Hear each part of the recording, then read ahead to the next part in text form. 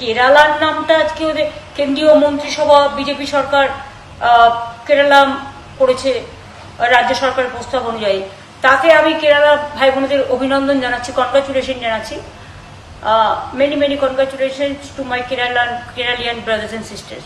কিন্তু আমার একটা জিনিস ভেবে অবাক হচ্ছি যে সব জায়গার নাম বদল হয়, রাজ্য সরকারের অনুমোদন নেই। বাংলায় দীর্ঘদিন ধরে আমাদের YZ এর মধ্যে পড়ে থাকতে হয় কেন?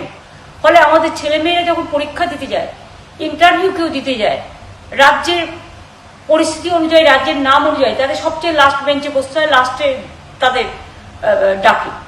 আমিও যেমন অ্যাজ এ চিফ মিনিস্টার কোথাও যাই, আমাকে সবচেয়ে লাস্টে চান্স দেওয়া হয় এই কারণে, অ্যালফাবেটিক্যালি, এইটার জন্য।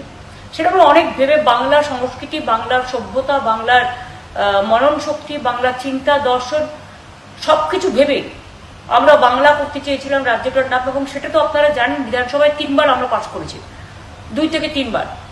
একবার যখন দিলাম তখন বললো আপনারা এইটাকে, এই ওয়ার্ডটাকে বাংলা, ইংরেজি, হিন্দি 3টে ওয়ার্ডকে এক করে দিন, মানে একই নাম থাকবে।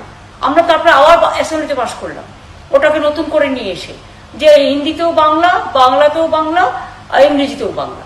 কিন্তু তারপরেও আমি অবাক হয়ে যাচ্ছি, আমি নিজেও প্রধানমন্ত্রীকে যতবার দেখা করেছি, বা হোম মিনিস্টারকে, বা আমাদের এখানে যতবার ইস্টার্ন জোনের মিটিং করতে এসছে, বারবার করে বলেছি, কিন্তু কেন জানি না ওরা বাংলা বিরোধী বলেই আমার মনে হয় বাংলার মনীষীদের অসম্মান করে।